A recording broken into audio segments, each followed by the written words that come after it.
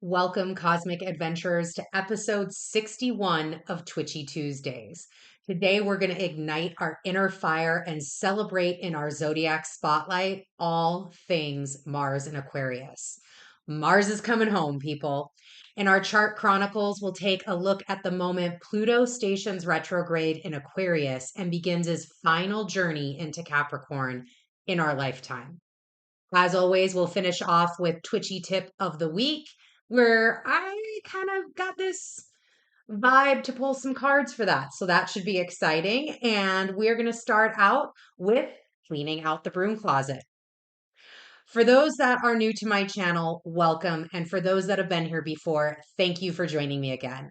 Cleaning out the broom closet is a segment where we look at all of the direct transits when two astrological bodies meet up with each other. We look at lunations, ingresses, stations, and we do that for the week. But because we're a little twitchy around here, the week goes from Tuesday, when you watch this, when it's getting released, to the following Monday. And I highlight all the important things to be aware of as you see in the display in a different color. So that way you know what to pay attention to. So let's take a look at this week. 423, we have the Scorpio full moon. 4 degrees, 18 arc minutes. We talked about that in our last episode of Twitchy Tuesday. That is when that moon is going to be powerful, out, vibrant, and in our faces, digging up the things that we need it to. 424, we get a day to integrate that moon and we need it. This is the first moon coming off of eclipse season.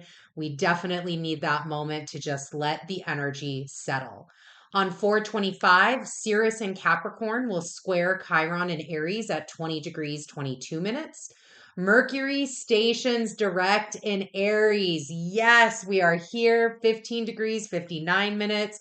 Finally, maybe the technology will work. It's going to be fabulous. I'm super excited.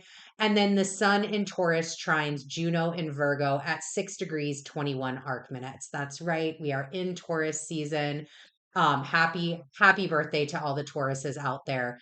And then the 26th and the 27th, we get a little energy settle time. We get a little time to integrate, which we love. On the 28th, the sun in Taurus will sextile Vesta in Cancer at 9 degrees, 15 arc minutes. And Mars conjunct Neptune in Pisces, 28 degrees, 52 minutes. That's also going to be a fun little moment. And then on 429, Venus's ingress into Taurus. She is also coming home, y'all. Like, whoo, we got some good things. We got some good energy flowing. We're getting into springtime. All right. Here we are at the Zodiac Spotlight. This segment is designed to highlight upcoming events in future weeks that you should be aware of. So, kind of like getting a little taste before we actually get into the energy. We also have ongoing stories or series of events that will be highlighted here as well. Today, we only have Mars and Aries to focus on. And you know what? Like, all fairness, as it should be, the king is coming home. He is coming home to his sign. So that is what we are going to get into today is Mars and Aries. But I want to take a moment and let you see. I had to get the big. If y'all watched last episode, I told like we've been working on this Golden Art Nouveau Tarot deck, and I have the mini one. It's right here. Like the mini is wonderful. I love the mini, but it it just wasn't hidden. Taurus season. We're going to be using this deck all Taurus season, this Golden Art Nouveau. I had to get the bigger one for y'all. I had to get the bigger one. It just shuffled, just got out of the package. This is going to be the first spread that we use with it.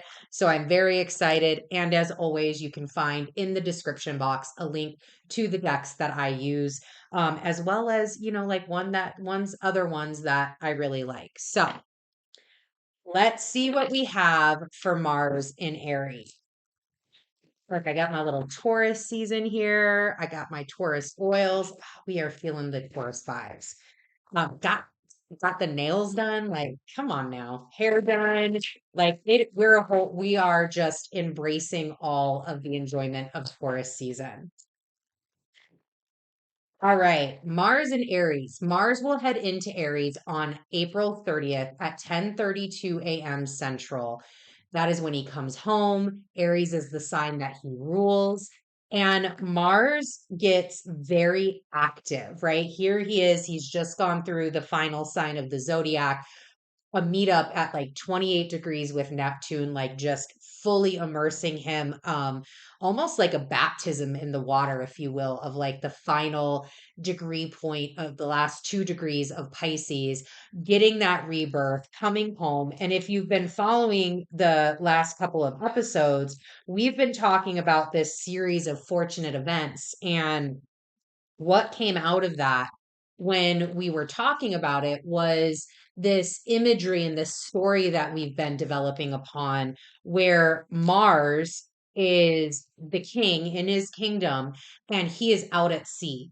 He went on campaign, he's been out at sea, he's had a tumultuous time at sea between Saturn, between Neptune, kind of going through the deep, but he is trying to get home. He has emissaries at home. He's got the North Node and he has Chiron there waiting for him to do a deal, break through, whatever that looks like. And as we go through these Twitchy Tuesdays, we highlight those series of fortunate events as they happen. Well, Mars is hitting fucking land and it is exciting. April 30th, hitting land. So he's no longer on shore, but he's also not in his kingdom yet. So think of this like, let's just say he was from France and he was out in the ocean exploring, doing all the things, but his castle is in the middle of France, not on the shoreline.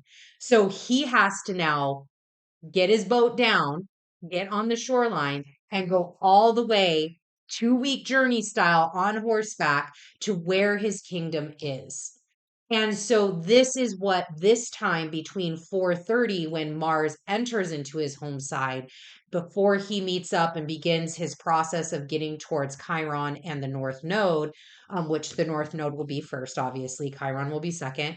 This is this time where he's on horseback heading to his kingdom. He's home. He's on sovereign land. He's there. He's just not physically present within the kingdom yet. So I wanted to talk about, and we had nice 10 of, look, there we go. Six of swords, 10 of pentacles. So here's Mars, right? Out on his journey. Whole story outlaid here. I wanted to talk about this concept of activity. Mars gets very active, right? He's off the boat. He can stretch his legs. He can do the things he needs to do to get home. But what does it mean to be active when Mars is at home? Let's see if we can get one more. Thank you. Thank you very much. I'm gonna hanged man this way. All right. So again, here's our Mars in his boat, headed home. Yes, again, this has not been an easy ride. Mars has not had an easy ride getting back to his home side. Heard. He survived, he did it, he's better for it. He learned a lot of things. He brought some very key information back with him in these six swords. He was able to maintain, he was able to push through. He was able to get this meeting with Saturn, the meeting with Neptune, and he was able, maybe he has treasures coming with him. I mean, obviously, there's a 10 of Pentacles here. Like look at this. Is this a blanket? Hold on, I've got again, first time using the deck. Let's see what we've got here. We've got a young strapping man, beautiful woman, a child, two dogs, and an elder gentleman. And I believe that this is like a cloak. I love it. I love this. Like, again, in Mars's journey, he's probably aged during this time, right? As he's gone through, he's gained wisdom, he's gained age, he's gained, like, think of it from that feminine, masculine wise, but from the feminine perspective of the crone. Here, he's gotten the things that he needs to get.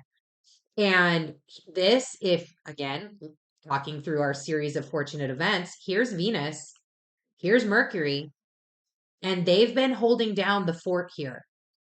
But Mars is coming back with riches, with wealth, with understanding. Whatever these pentacles are, there's something really, really amazing that occurs when Mars gets back to his home planet. And that's where we want to lead into what does it mean to be active? There are many ways to be active, and a healthy Mars will embody all of that with the intention to bring forward everything active wise into your physical world, physical plane that we are on, this 3D environment. Um, it's an active, it could be an active mind, an active body, an active spirit, all three. Physically active, and what that does is when you're physically active, you create, right? You create changes that are visible on the outside of your body. So you start rowing, you start exercising, you start doing crunches, push-ups, whatever. As Mars actively does the internal work, does the push-ups, does the things, the external body, the body that is visible within this 3D realm, begins to show changes. Same thing with inner work. Let's say he's doing this inner work and here's this hanged man. Here's the riches that he's bringing back. You've got the elder gentleman, the crone, the emperor, the older, more wise individual out of all of the physical work that he had to go through to get there. Here he's now able to take that all in, gain that wisdom. And what happens is that then becomes present on the outside. He's able to make better decisions. He's able to look at what's been happening since he hasn't been home in his kingdom and say, I see. I know what to do here. I know how these 10 pentacles can benefit the entirety of the situation. But it's through that inner, here's the hangman again, that inner knowing, that inner ability to silence, to sit back, to utilize the wisdom that he's gained, that then becomes present on the outside. So he can take these actions, but it's the work inside, the silence inside, the honing in on the inside, even could be shadow work, could be a lot of things, that then becomes present and you begin to make those changes in your physical realm. Mental activities that show up in your field for the better. Again, another alignment with the hanged man here. Maybe you take on Sudoku, making puzzles, any sort of cognitive sort of coloring, fun things like that, that then all of a sudden your mind becomes a little sharper. Maybe you do a word of the day every single day. You begin to learn new things. You begin to expand your vocabulary. But all of that then comes out on the outside of what you are doing based on the actions that you are taking internally. So another way that you can process through a lot of this, let's get another card, is take a look at where your natal Mars is located in your chart. Yes, Queen. There we go. Look at her. Just justice coming forward. That we got this card last week too in the tiny one. Justice just coming forward, speaking truth. I mean, balancing all the things that need to be balanced. We'll talk about Mars's independence here in a minute, but take a look at where your natal Mars is, and that could give you a clue on the flavor of action Mars may take with you. And how the work, that inner work, may be orientating itself in order to come out in the physical while while transiting Mars is going through his home sign. So Mars is also very independent. Here is justice. There is full of independence here, full of vigor, full of life.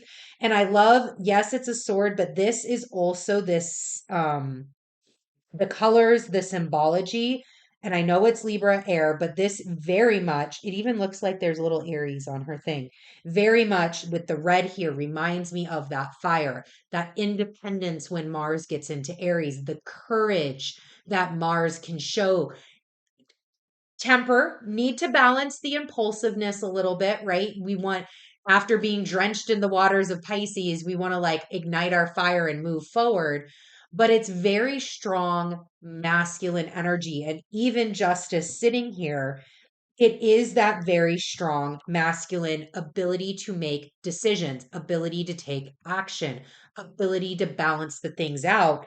But I love that there's this play here because it's through the internal work, that feminine receptive understanding of what you've gone through, the hanged man, that ends up being able to take place.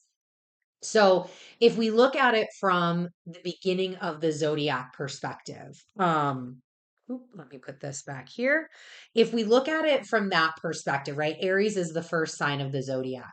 This is where, and if you want to like create an entire story, that first Aries sign of the zodiac is where character is birthed. Birth forward this character through the ability to assert yourself, through the ability to make mistakes and learn from it, through the ability to figure out how to balance your temper, your irritability, your restlessness. You begin to build the building blocks, the foundation of your character. It's a fire sign, fire present here. It's fire sign and a cardinal sign at that. It's creation. Fire signs create energy. Now, well, let me rephrase that because energy is neither created nor destroyed.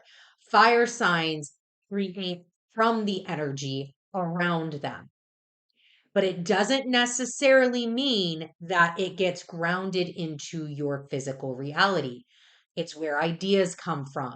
And then when you get that idea, you get that spark of creation, you get that, courage to do something, you get the independence, you get that character build to say, yes, I am. We bring it all the way back down into Taurus, second sign of the zodiac, an earth sign where you can ground it into the earth energy, where then we take that spark of creation, we take that spark of character building, we take this foundation that we've learned, and then we begin to build our values. We begin to build our self-worth off of that. So here as Mars transits into Aries, gets into Aries, this is that time where we can take a little bit more action. We can have a little bit more courage. Again, balancing. We don't want to be impulsive.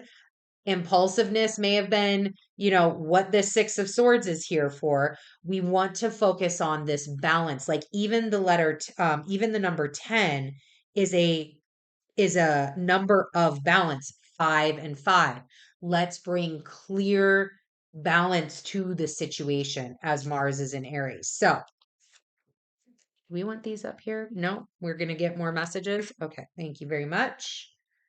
So let me leave those here. Let's just get a few more messages with Mars and Aries, and then we will head over to the chart Chronicles. So what other messages do you have as Mars gets home in Aries? Let's do a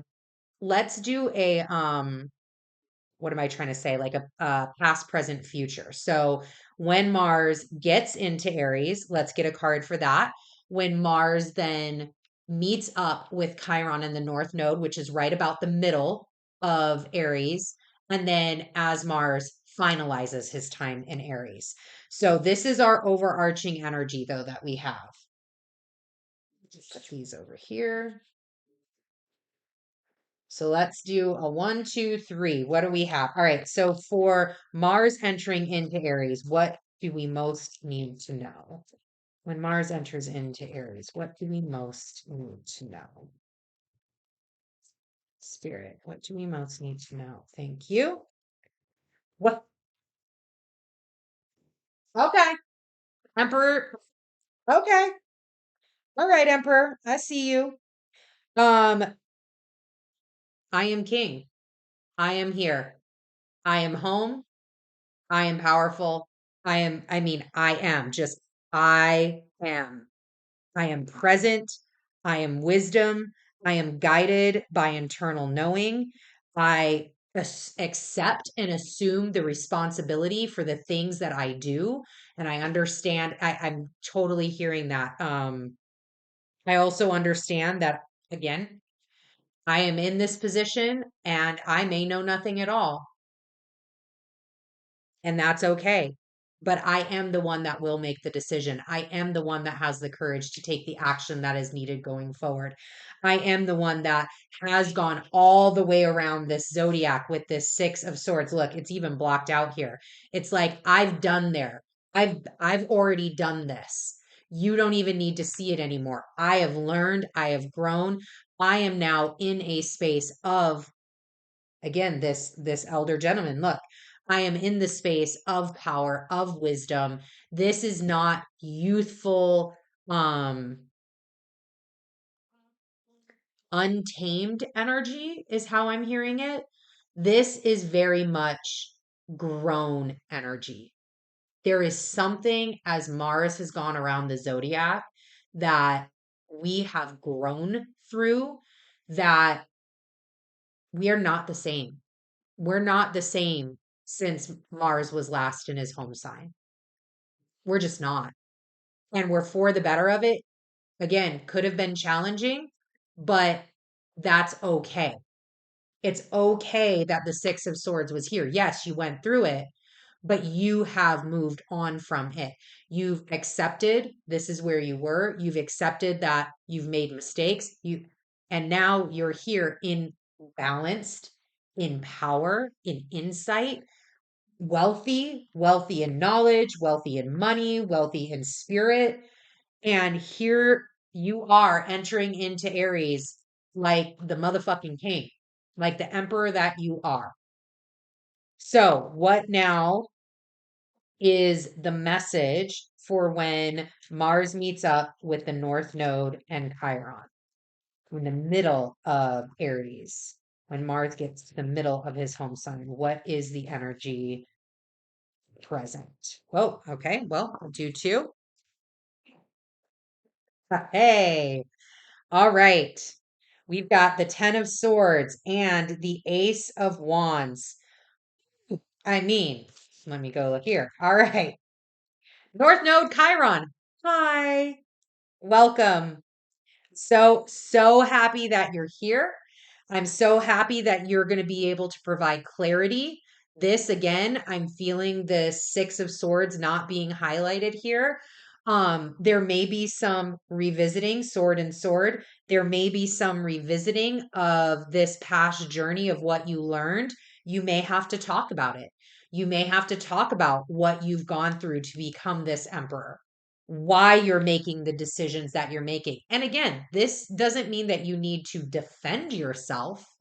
This is not in defense of anything. It's wisdom gaining. It's sharing of an experience. It's understanding this is why you're coming back here, right? You're coming back to a Mercury and a Venus and a Sun and all of the things. And you are a change. They haven't seen you in a long time. You haven't been home. You've been off on campaign. They're different. They're grown up. They're doing the things that they need to be doing. There is going to be this period of catch up that you have to do. You have to sit down, get to know. Mercury and Venus are like, we made these decisions because that's who you used to be. It was decisions of the you that we used to know. There's going to be some rectification, and being able to speak on that rectification of what you went through, what this blank, nobody knows what this is but you. No, this 6 of Swords is blanked out. This is whatever this is for you, whatever it means for you, nobody else knows it until we get to this middle of Aries, where the North Node with this Ace of Wands and Chiron with this 10 of Swords is sitting here. And you're going to be making decisions from a different perspective, from this different wisdom place. Also, you're now a little older, you're an elder, you've been through things, and you need to be bringing other people along with you. Again, not in defense, but in helping them to understand how you have gotten to be this emperor that you are now, the journeys that you have been on. And there is power here. Not for nothing, you are making decisions. This One of Wands, you are making bold, brave decisions that are being blessed, that are coming down, that are being, I mean, look at how this is just like highlighted on high, carried forth for the good of all. Fire energy at its finest, right? And it's in that, again, it's in this moment of, yep, we're doing these things. Don't forget to bring people along with you. That's also another thing I'm hearing is, you know, or discern who needs to come along with you. That's another thing I'm hearing. Here's justice. Here's the hanged man. You come back, you different. Not everybody may like it. That's okay. There's a season. There's a season for that. They have expired in their seasonality. That is a past thing. We can move forward without that. So here is that. Now, as Mars ends his time in Aries, what should we be aware of as Mars ends his time in? Okay, well, thank you very much. All right. Can we see all of these? Beautiful. Well, this is going here. All right, we have the Five of Wands, the Seven of Cups, and the Four of Wands. Yeah, look, as Mars kind of works through, this is, again, watch being, because Mars in Aries is really great. We want this balance, we want this justice, really great at temper, irritability, and restlessness. Fabulous at it. There is no need to defend yourself. No, use this emperor energy. Know when to defend yourself. There are things that are worth defending. The change, five of wands, the change that you went through, this, whatever this is, it is worth defending because you are who you are now. You are the emperor now. Worth defending. Worth as, again, this is the end of the zodiac transitioning into Taurus, which Taurus is all about your self-worth and your values. Defend your self-worth. Know that you are worthy. You have 7 cups here. Not only every time you make a decision is it blessed, in the middle here with the North Node, it's blessed by this Ace of Wands, blessed by the energy of bringing the abundance forward into your reality, into the physical realm, fire energy. You're also blessed here with 7 additional choices out in the ether sphere, just Jupiter just dropping things in on you, right? Dropping things in, Uranus making changes, giving you all of these gifts, giving you more and more and more. And again, I come back, like I just keep hearing here in that middle, it was like, don't feel necessary to defend. And here I'm hearing defend the right things, defend the things that are important to you. Defend the fact that you do know how to make these choices. These choices, this 7 of Cups, these choices are not going to be popular to everybody. They are not going to be, they ain't going to be popular with everyone. That's okay. You're the emperor. Don't need the permission of everyone. Because that here, look, justice out here, boom. We've got these swords here. We're just going to balance out this. Here's the emperor out here alone. We've got these swords, but look, 4 of Wands and justice, both cards of balance. The unity, the happiness, the clarity, the celebration. You may not have made, or excuse me, you may have had to defend the decision that you may have had to defend the decision that you had to make, but in the end, there it's celebrated. Again, people may not get how you get there. People may not expect you to do the things that you're about ready to do. We talked about this last episode. Thank you. I'm hearing it again. Sometimes you just got to work in silence. Sometimes Hanged Man, blank card, 10 of Swords. Sometimes you just have to work in silence. Mars and Aries, there is this need when Mars is not the emperor in Aries, when Mars is more of the child in Aries, the fool, there is this need to be on display, to be like, look at all the things I'm doing, look at all the energy look at all of my great stuff. We are not dealing with the youthful Mars and Aries. We are dealing with an emperor in Aries. The emperor doesn't need to shine. Look, he's even still wearing his armor here. He's not, yes, I've got the gold. Yes, I've got the ornamentation, as is my right as emperor. However, I still, even in this 10 here, I still am cloaked. I'm doing things, Hanged Man, in private. I will take you along my journey and explain why I made the decision, but I am not asking you for permission to make a decision that I know is only mine to make. I will do and I will show my results for wands by my actions. Boom. Mars and Aries. All right, that is over. Messages. Oh, I'm so excited. Mars and Aries. First, here we are in Taurus season, Jupiter and Uranus conjunction day. And now we've got this great story with Mars and Aries. I love a strong warrior. I love a healthy Mars and Aries. I think it's wonderful energy. I think it's really good energy for what we need right now.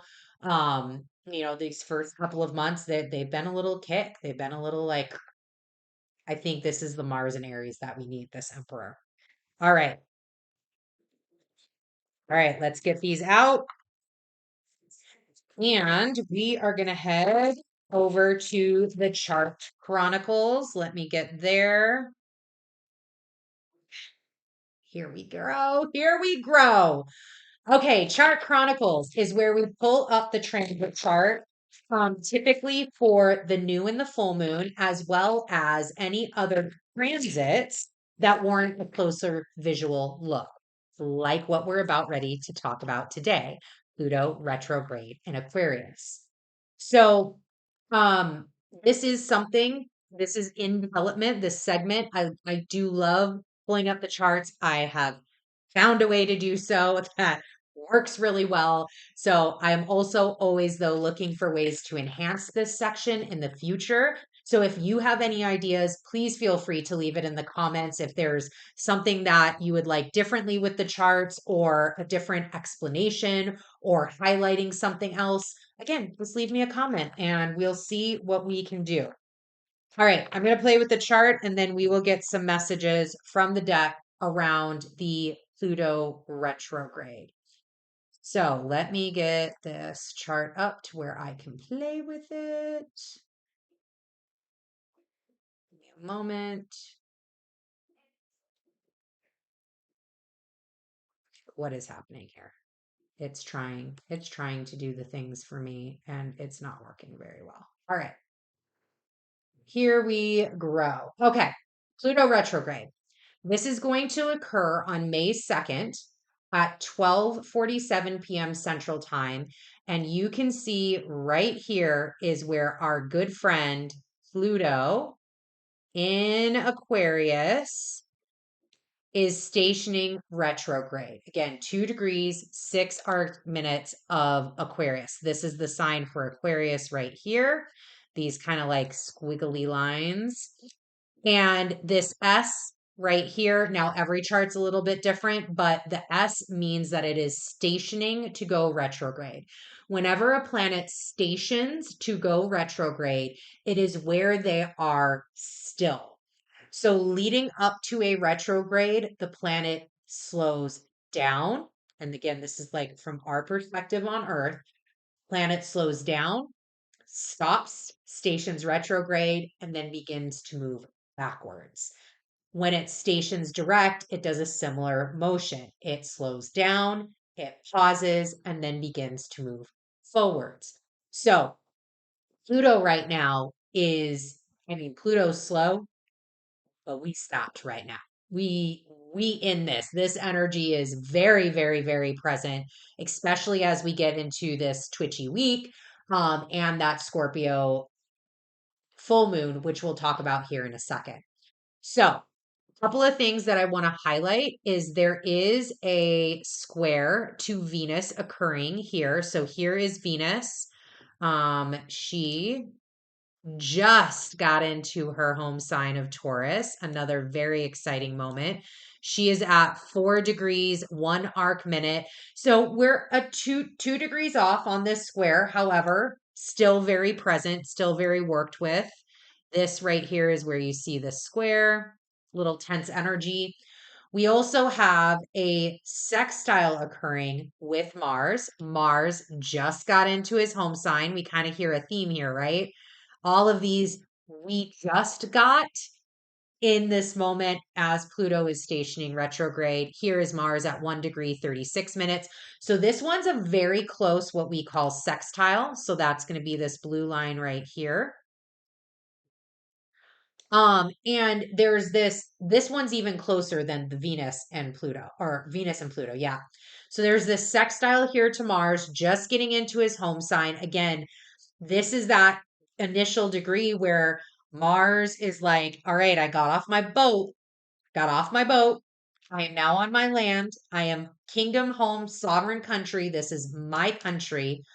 And this sextile might be Pluto and Aquarius giving him the means, again, technology wise, whatever, to be able to make it back to his home. This is an air sign too. It could be messages that Mars needs in order for him to go home and to get to his kingdom, the messages that he needs when he meets up with what we have right here, which is our North Node and Chiron, which we just talked about. So it could be, again, from an air sign, a vocal sign, a community sign. This could be Pluto getting Mars caught back up on what's been happening in his kingdom, how his subjects are feeling about it, how the people have been behaving, what news he has, letters that he has, all of he's Pluto might be spilling tea here when we get into this station. He's like, bro, look, I'm about ready to work backwards. I'm going to give you all the goods. Let's go ahead and go to the tavern. Let's get a couple of beverages in us. I'm spilling tea. This is going to be wonderful. So that can be very present. We also have another beautiful sextile with Pallas Athene, who is right here at 3 degrees, 59 arc minutes, retrograde, boom, of Sagittarius. So another thing that I just want to highlight that is present, it's not not exact. However, there is a building, budding, turning, um, grand earth trine. Let me get all these out here for you. Boom, boom. All right, we're gonna leave Pluto because Pluto's the star of the show today. But there is, and let me make this, what do I want? Let's make the thickness just bigger. All right, this grand Earth trine right here. Look, Earth, she thick. We're here right now. We've got the grand Earth trine with Sirius at 21 degrees in Capricorn. Again, this isn't exact, it's building, budding, but we have Uranus up here at 22 degrees of Taurus, and then we have Black Moon Lilith at 23 degrees of Virgo. So this is also very present during this Pluto stationing retrograde. You know, the changes, how you're experiencing those changes, how they've brought up that Uranus has done because they Uranus and Jupiter just got out of this conjunction. How you're handling those things, how you're nurturing yourself through those things, how you're maybe your rebellious side came out during it, how it brought up maybe some core wounds. Now, these are trines. It is a grand earth trine. It is very supportive, but it's might be supportive in the way that is a little shocking to you. You weren't kind of expecting, oh, you weren't expecting to enjoy making sourdough bread as much as as much as you are.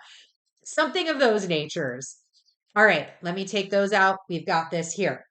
Recently, Pluto has been talking again. Yes, he has. Hmm.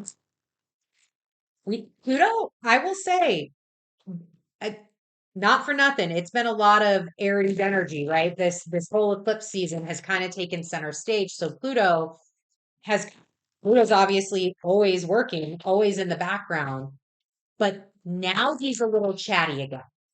Pluto's got a little bit, hey, he's been a little more active than the last 2 months. It's kind of like, all right, I'm going to be seen. I'm going to come back and play with the common folk. Let's do this. Let's get back and play with the common folk. Let me remind them that I'm still here.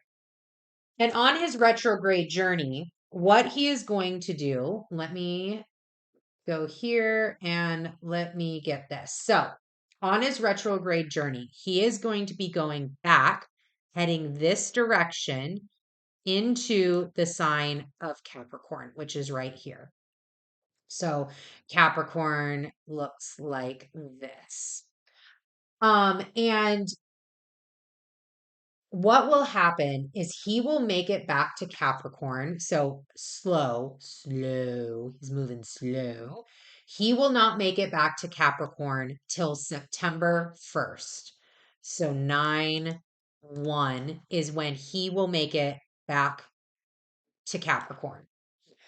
And that is right before the day before the new moon in Virgo. So remember how we have this grand trine here, this grand earth trine with this Virgo energy. Now, this new moon in Virgo has no direct aspects to it, meaning the moon does not directly aspect any planet, point, or luminary. Out obviously instead of I mean that makes it a new moon. Okay, fine. But this will happen at 11 degrees 4 arc minutes. So really close to here, really in the middle of all of this energy that is already occurring. This higher goddess, this higher, we talked about it, happens in these little more quiet spaces. Then it's kind of like there's something here, but maybe you just can't tap into it just yet. So that could have, again, these lingering effects. This Pluto retrograde might start here, but we may not really know what's occurring right at this moment until we get to September 1st when he gets back into Capricorn. And then it's kind of like, aha, fucking perspective. Oh, oh, I understand now. I got it. So there could be some clarity that comes up with that. Um, then he will head all the way back we will go to 29 degrees. How many arc minutes? 39 arc minutes. That is where he will station direct on October 11th. So put a 10, 11 here. That is where he will station direct. He will re-enter Aquarius. So once he stations direct, let me get all this out of here for you. Once he stations direct here, he will then head back to Aquarius, doing his little dance back, where he will re-enter Aquarius on 11/19 and smack dab in the middle of the day, smack dab at 2:29 p.m. Central, and he will stay in Aquarius for the next 20-ish years. So this is like the last hoorah. And that's what makes this retrograde to me, this in particular retrograde, really, really important. There's two reasons. First, again, the last hoorah. This is the last time Pluto is going to be in Capricorn in our lifetime, unless we live, unless, humanity figures out how we can live for another 248-ish years. If not, last time we are going to experience this energy. Four of Swords pops out. So, oh, we got another one. Hold on. What do we have? What do we got? Oh, there it is. Five of Wands again. All right. I have a feeling there's another one that wants, thank you. And the Nine of Pentacles. All right. Let's work with these. We'll get more. I already know that they want more. Okay. So, first reason it's really important. Last hoorah in Capricorn in our lifetime. This is giving me all of the Thelma and Louise vibes. All of them. Thelma and Louise vibes. Four of Swords. It's a lot of, like, I'm getting a really high sense of fuck it. Here's the Five of Wands. Fuck it. Anything and all things all at once are possible. We are headed back into Capricorn here. Here is where our money is. Here is where we build and bring things to fruition, where we get our, Capricorn on high, the mountain on high. I love that she has a falcon here, getting that higher perspective, climbing the mountain, seeing how to maintain. It's where we want our accolades to be at. It's where we're striving for achievement, where we're striving for recognition, all of those things. Like, you know, she wants this here in this nine of pentacles, nine of discs. There's this like, see me, see how good I am with my falcon, see how beautiful my garden is. Come and see how amazing this is. I love this deck. This is giving me all of this Venus, because here again, here we have this Venus energy up in Taurus. This is giving me all of that Venus in Taurus vibes, layering on the beauty, layering on the mystique, layering on the value of it all, the value of this moment of Pluto going retrograde. And I just feel with this Four of Swords where you're not, there's this unsurety of what is actually about ready to happen. No, nobody can tell you what is going to happen with Pluto's last fucking hurrah. Who knows? But I expect a grand finale. Five of Swords. I expect Pluto to get all kinds of mischief, all kinds of things, all kinds.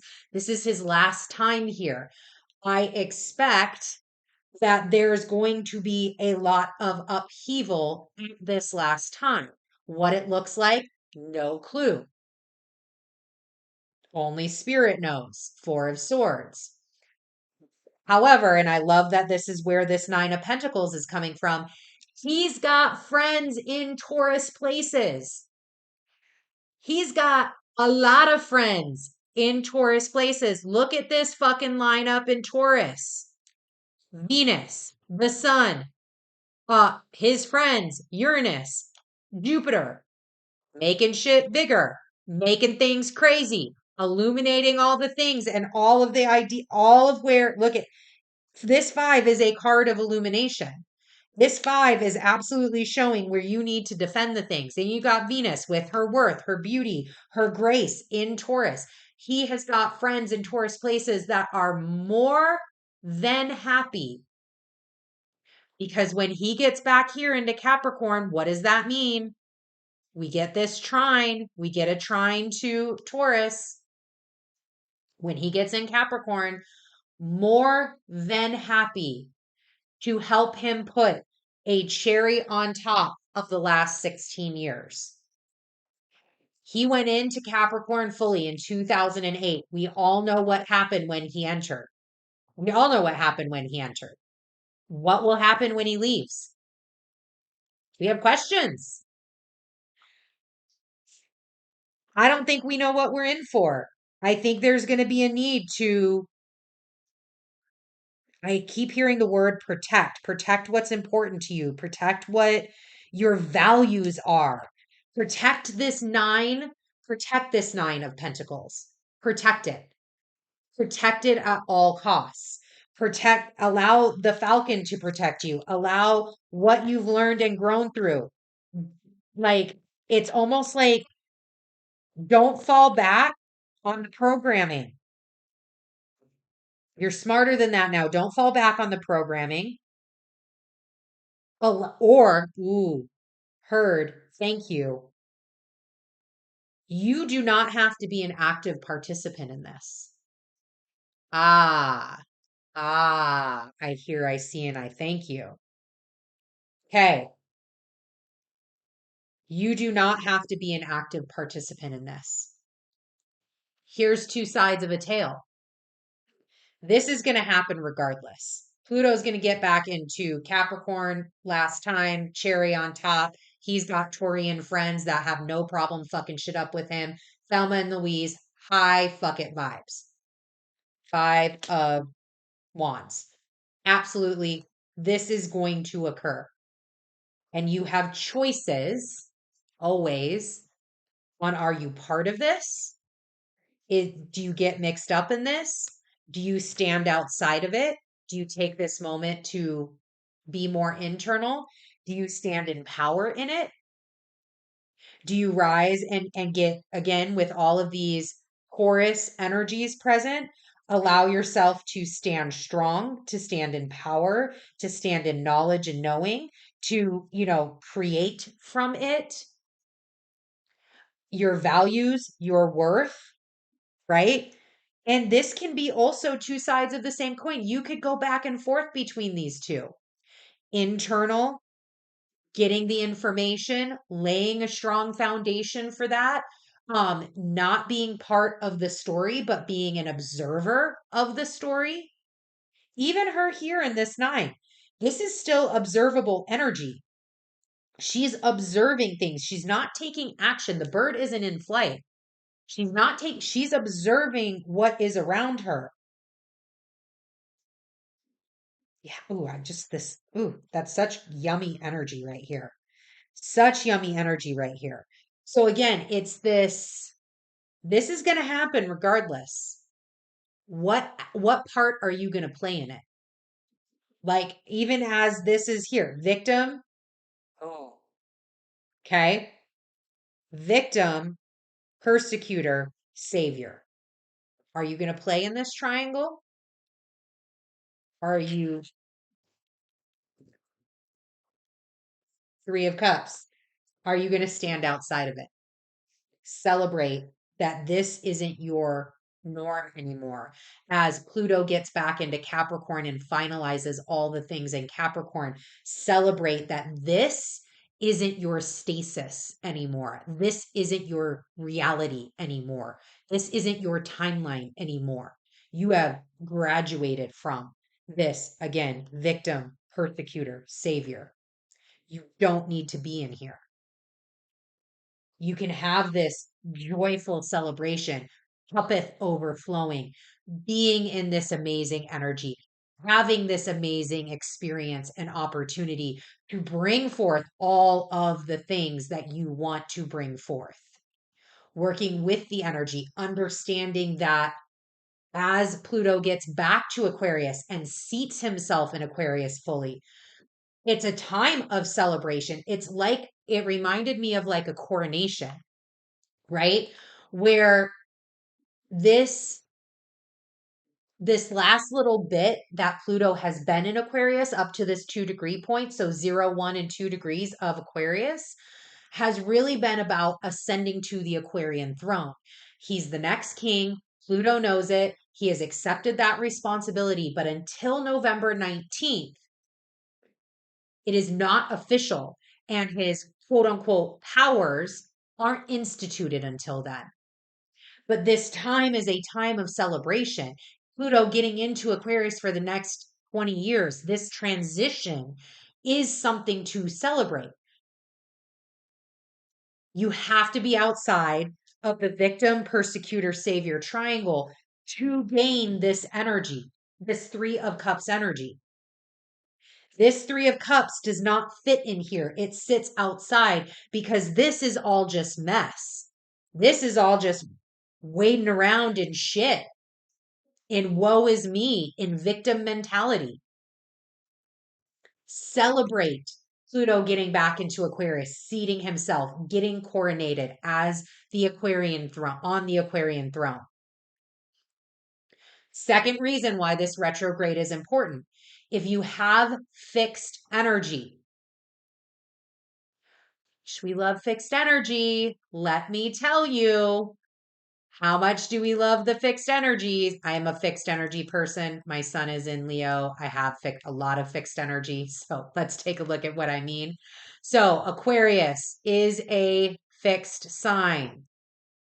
Come all the way around. We have Taurus is a fixed sign. So we've got Aquarius, we've got Taurus.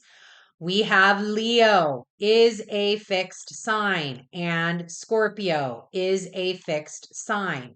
So if you have planets, points, luminaries in your natal chart that are fixed, so again, Scorpio, which is this energy, Aquarius, which is this glyph, Taurus, or Leo, all of our beautiful fixed signs. This is the last moment where Pluto's not going to be making intense aspects to these signs. So we have this window from September 1st to November 19th to get our life right and get prepared. If we're in this, we got to get out of this. We got to get to this Three of Cups because he's coming. Like that's the other thing. Let's see. Yep, there we go. Here's that Emperor again. He's coming, whether we like it or not. King Aquarius, King Pluto of Aquarian throne is coming. And there is nothing we can do about it but enjoy the ride. Yeah, you can be in here. I mean, that is a choice. That's a choice. I'd rather be in power, in control, emperor, and celebrate. Take that time, September 1st to November 19th. Take that time to get there. So in the last episode, I mentioned a Pluto dance, this energy of talking again that Pluto's doing. So let's just take a look real quick again, what's going to happen here over the next couple of weeks because he is talking and active again. So that's Scorpio new moon. Here's Scorpio right here. This is where the moon is going to be. It's going to oppose the sun right here. So this, where's our moon? Our moon's right here. It's going to head all the way around. Boom, hit up into Scorpio. That's Scorpio new moon. That is a square. Patow. Square Pluto. The moon, as it continues its journey and gets into Sagittarius. We already talked about that. Sextile. Boom. Venus and Taurus in an active square. Mars and Aries in an active sextile. And then the moon, as it continues to go along and hits Aquarius, will meet up with Pluto in a conjunction right in Aquarius still before it heads back into the sign of Capricorn. So Pluto's once again talking. Which side of that talk are we on here? How are we looking at it? In episode 46, I talked about Pluto in Aquarius. That's when we first did our Pluto getting into Aquarius. And I talked about it then. Fixed signs. Here we grow again. I revealed my Pluto in Aquarius bingo card. You can go check that out. Personally, I am excited for Pluto to seat him. This Three of Cups. Yes, excited. excited for Pluto to seat himself, excited to have Pluto in Capricorn over, have that finalized, let that settle in, let that occur, let the energy go and transmute and transition into Aquarian things. Now, I have a healthy respect and understanding, right? That it is going to require quite a lot of humanity as Pluto transits Aquarius. And that's in any sign. Any sign that Pluto is in, it will um it requires more from humanity, right? That energy and what it focuses on. Let's see what it's focused on.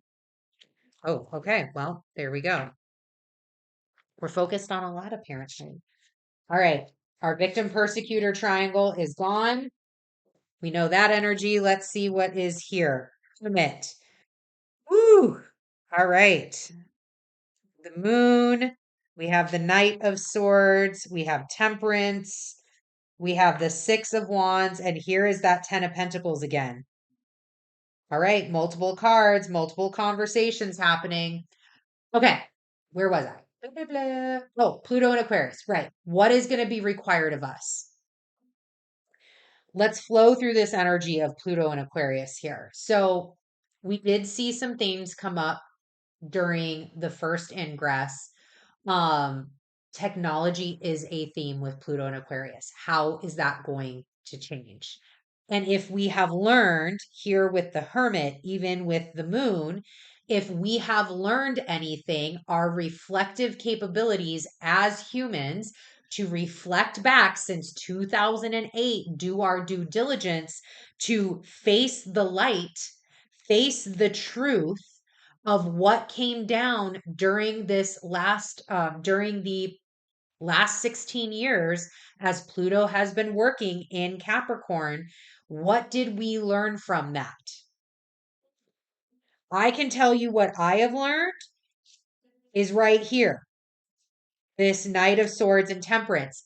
Consistent change.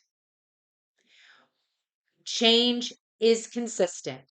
One of probably the only things that's consistent outside of death, right? Change will always be occurring.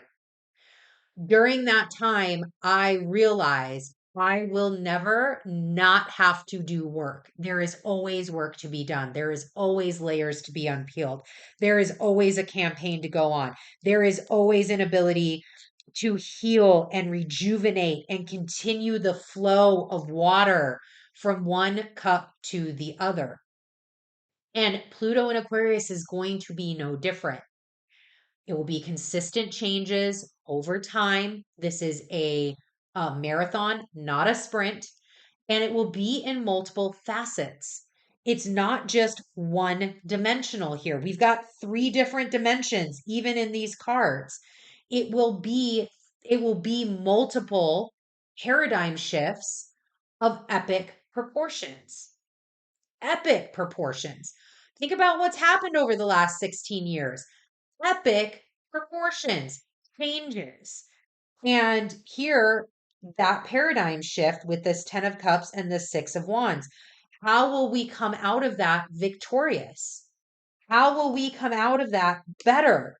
How will we come out of that more sovereign, more worthy, more in our authenticity, in our power?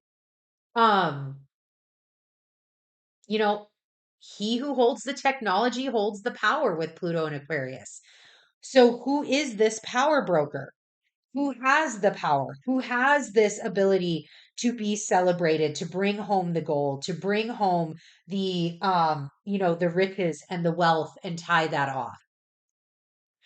A lot of the things that are already here or have been here for quite some time, this is the next evolution, the next transformation that propels Six of Wands, Ten of Pentacles, propels humanity forward.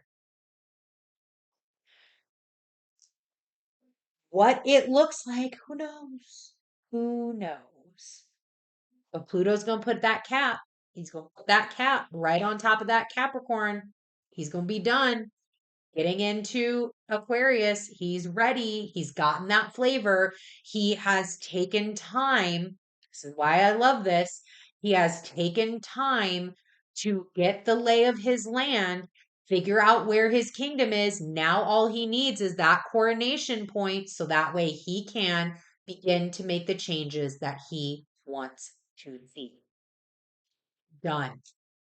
Moving in, moving out. Look, Kep's like, all right, mom, wrap this up. I know, I hear you. Want to go out?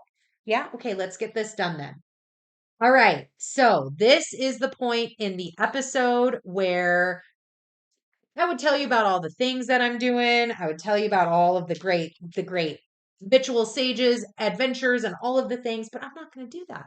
No, nope. We're going to scratch that going forward. And instead, I'm just going to ask you that if you are finding this episode valuable, hit that thumbs up or heart, subscribe or follow, and go and explore our other content. Here we are at the Twitchy Tip of the week, and they want these cards to be left out of this. So this is this is the end. Congratulations if you have made it this far. And if you skipped here at the end and just skipped through the chapters, great. That's awesome. I love beginning with the end in mind. Good on ya. But I end each episode with a Twitchy tip of the week. This tip is random and completely comes through intuitive means. And the intuitiveness today was pull a card. Pull a card. That will be your Twitchy tip of the week. So that is exactly what we are going to do. The cards that we just read for, oh, here it is. The cards that we just read for Pluto and Aquarius, I have left out. And the Ace of Swords. Take that week. Take this week. Take this week to embrace the things that you are getting, the information that is coming to you. We are still in that moment of being the observer, allowing information to come in. Allow the things to come to you. It is here. The energy is right. Things are coming. Insights are coming. Thoughts are coming. Guidance is coming. All and anything that you are looking for is coming. You just have to listen. All right, there we go. Twitchy tip of the week done. We have come to the end of the episode. May your days be filled with enchantment, your nights be guided by the stars, and your spirit forever be in tune with the cosmic dance. Keep those third eyes open, my fellow Twitchy seekers. Until next time, blessed be and stay twitchy, y'all. Bye.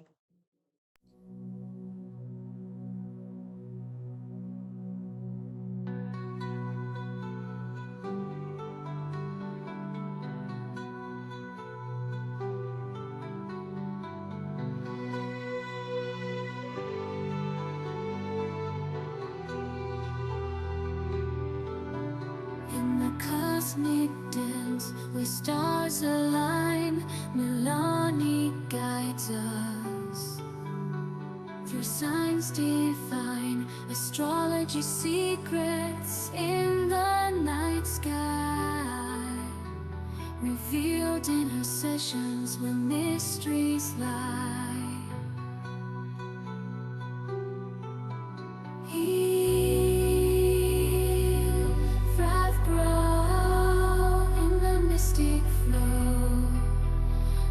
Twitchy Tuesdays, where the curious go. Tarot cards spread futures foretold in Milani's realm. Watch the magic unfold. A sage in the digital, a guide in the